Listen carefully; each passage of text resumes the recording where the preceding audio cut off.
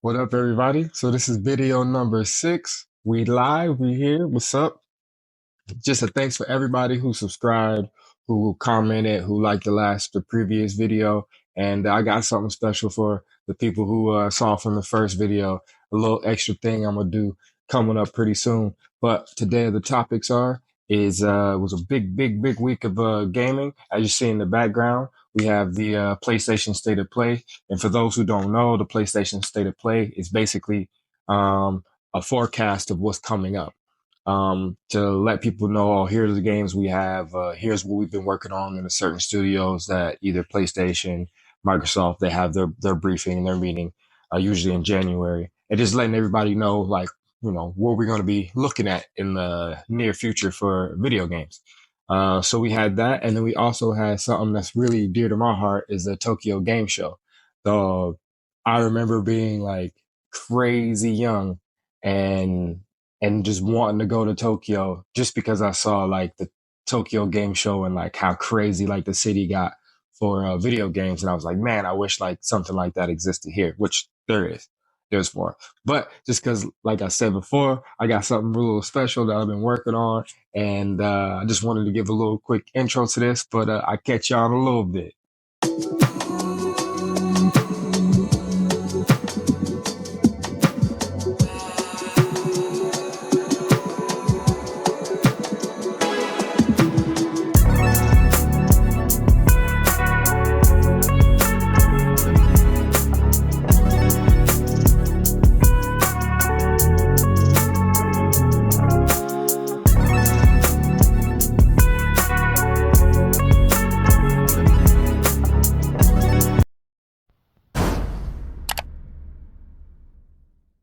All right, so we back with it, but yeah, man, I had to like cook that up a little bit. Someone told me, hey man, you should do an intro video to your joint, kind of like letting people know about the the channel. Yeah, it's called Let's Discuss. If anyone who really didn't know what the name of this video is or the video series is Let's Discuss, and that's what we're gonna talk about today. Like I said, it's the Tokyo Game Show and the PlayStation State of Play.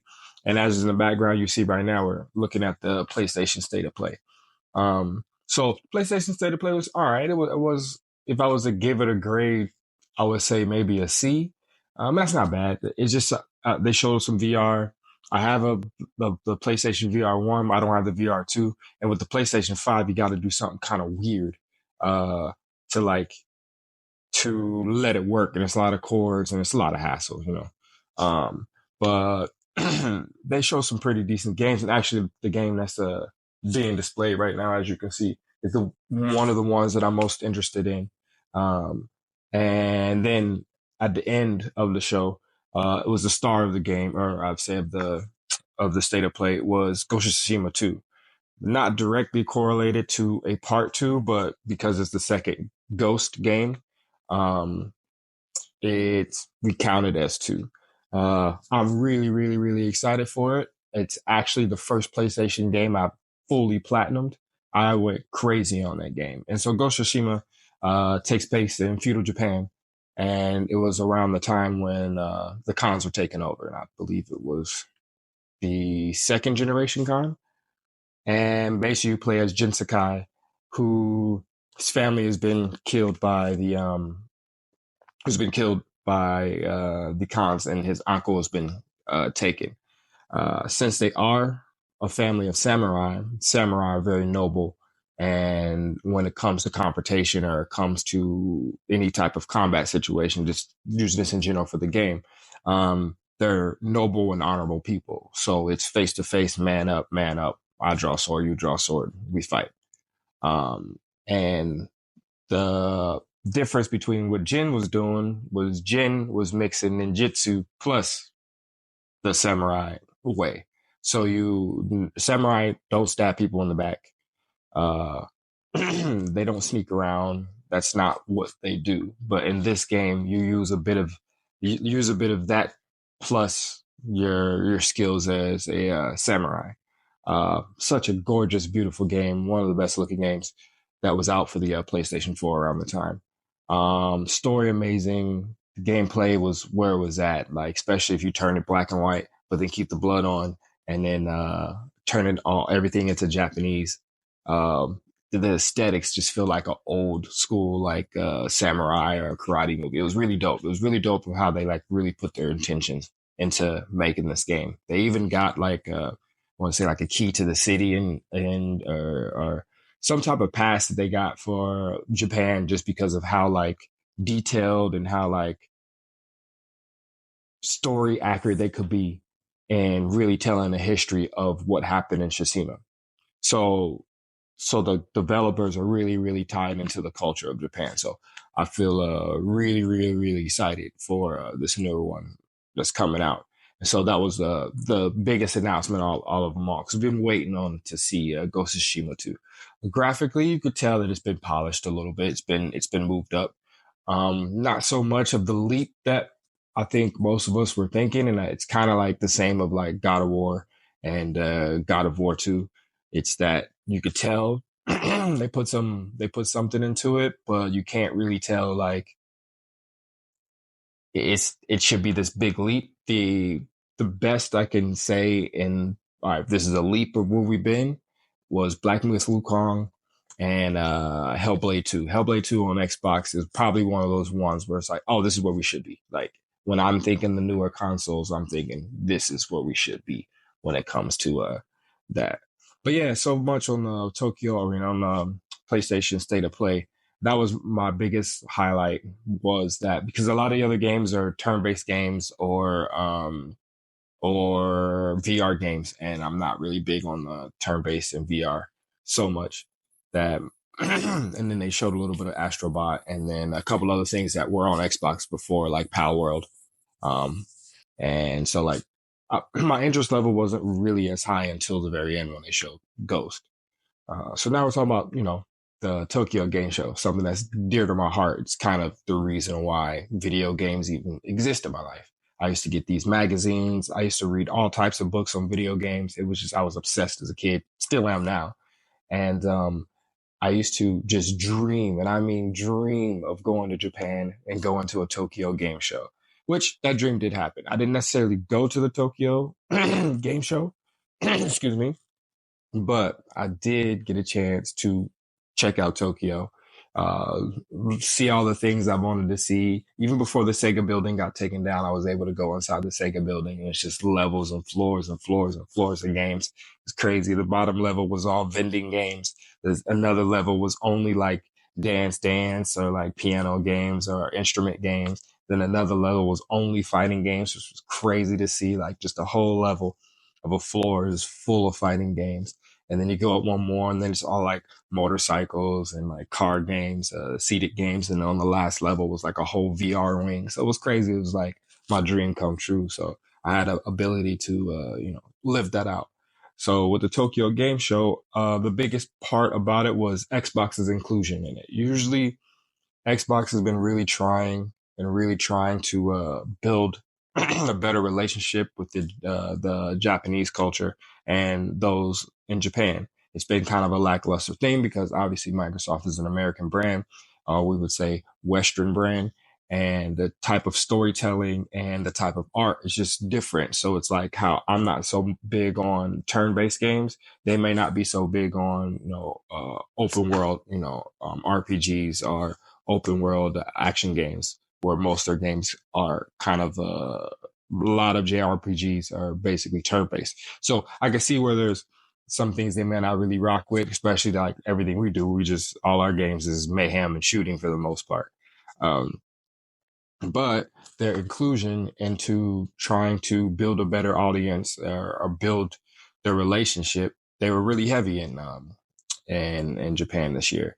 And so, Phil came out and was, speaking his piece on like building these relationships and especially with one of the biggest players, which is Square Enix, who makes, the Final Fantasies, just so many different, games. And then the directors of Persona, which is massively huge. It's such a big, huge brand that Microsoft has missed out on. And they finally are now getting all the Persona games and trying to get people into that that ecosystem of these type of games. In which I'm going to start with Metaphantasm or Metaphor Phantasm, something like this, made by the same director of the games. So I'm going to start a playthrough on that. The demo just came out, so probably in the next few days when I drop the the Warhammer gameplay, maybe a couple of days after that, I'll drop the demo of the Metaphor Phantasm. I think that's what it's called. I probably butchered that really bad.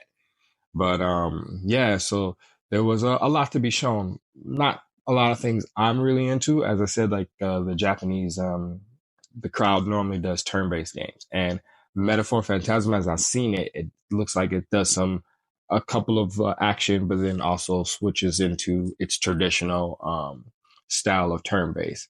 I wish it was more like Final Fantasy 16. That's more my speed. It's more like Devil May Cry, but then they add the magic and they add the extra stuff. Or Final Fantasy VII Remake, where I think that was the perfect blend of like making me think I'm doing something with the action button, but in reality, I need to jump back and go into switching between characters and using different abilities and magic. But let's let me feel like I'm playing a hack and slash game or action game. Once again, Ninja Gaiden will always be my favorite and Sekiro. But Black Myth Wukong, there's some really nice surprises in that game, as we've spoken before. My affection for that game, but I think Tokyo didn't really have a big star of the show. There wasn't like something we haven't really seen before because it's Microsoft's already done their like state of play in January, and they kind of laid out their whole roadmap of where they're going, and then basically just kind of took a little bit of that and put it into the Tokyo Game Show. But it's cool to see that the Western part can integrate a lot of things like Indiana Jones, for example. It's a big Xbox exclusive that's coming up that a lot of people are getting more excited about, and it's going to be for everybody. It's not just only exclusive to Xbox; it's also going to be on the PlayStation 5. So there's some really cool things about that. How Microsoft is bringing their games to PlayStation. Some people look at it as being bad. Some people look at it all doom and gloom for Xbox, but Xbox spent $72 billion on ABK, which is Activision, Blizzard, and King, and they're gonna need that money back somehow. And as many Xbox players there are, I'm one of them. And there's Game Pass. You got to bring other revenue, and it just is what it is, and it's cool. For example, we all got to play the beta at the same time. Usually, PlayStation will pay for that, and we all got to play at the same time. And I promise you, for the developers, not just having one part or one of the brands represent, the players, where you never know between PC and PC and Xbox. There's a lot of people who play Call of Duty because it used to be the home of Call of Duty. So everyone playing the beta at the same time, everyone kind of giving their feedback only helps the developers that much more. So I'm all for it. I'm all for everyone being able to play on their preferred system slash preferred controller. I'm not big on console stuff. I get those who are. Like I said, this channel ain't about politics. It's just about having fun, giving some information, and really like enjoying the games and celebrating the game industry. That's what I'm more about because that's just what I've been living, most of my life. If those definitely who know me personally know that games is where my heart's at. But yeah, that was basically what was going down this week. It was a pretty big week. Nothing in particular between the two shows other than Ghost of Tsushima 2 that I was like super excited about, but just to see what some cool things that were happening and where we're coming at graphically and where we're moving in time to time. And this is Vanguard that's behind it. That's behind me. Kind of interested in that as Dragon Age, but it does the same thing. It has a mix between turn based and action, and we'll see how it goes. I'm gonna definitely pick it up because I pick up everything. So y'all never be out of the loop when it comes to watching me or knowing about a new game. For the most part, I'm either gonna get it 99.9% of the time, especially if it's in my wheelhouse. So my wheelhouse is fighting, action, hack and slash, same type of thing, and open world RPGs. I'll really get down on that. And then sports wise, I'm mostly just been playing college football for the most part. Um, I'm not really a FIFA head, even though I live in Europe. In Europe is just FIFA, but and then NBA 2K. I I'm always a season behind. It just is what it is. I'm always a season behind for some strange reason. Uh, I can I want to finish a whole season and I play all 82 games like a dumb person, but that's just me. That's just how I enjoy it. But yeah, like so those are the two major like big things that happened this week, and if anything else that comes out, because usually there's always some rumbles and there's something that was teased, or normally when big news come out everyone's checking all the different websites, so someone might throw something else out there just to show some people what's up. But I'd like to thank y'all for kicking it with your boy. As always, like and subscribe. It really, really helps out because if right now we're at 27. The next goal is to get to 50. That'd be awesome for you guys to help me out, like to get to 50 and then 100 or more. So we just grow the channel. But hopefully you guys like the little extra that I put in here today. That's something new. But I'll have a better version because my brother at Shot It, he's gonna be doing something special for me. And hopefully when we get that, we'll just integrate that in. But I appreciate y'all all for tuning in. Until the next one, y'all have a good one. Peace.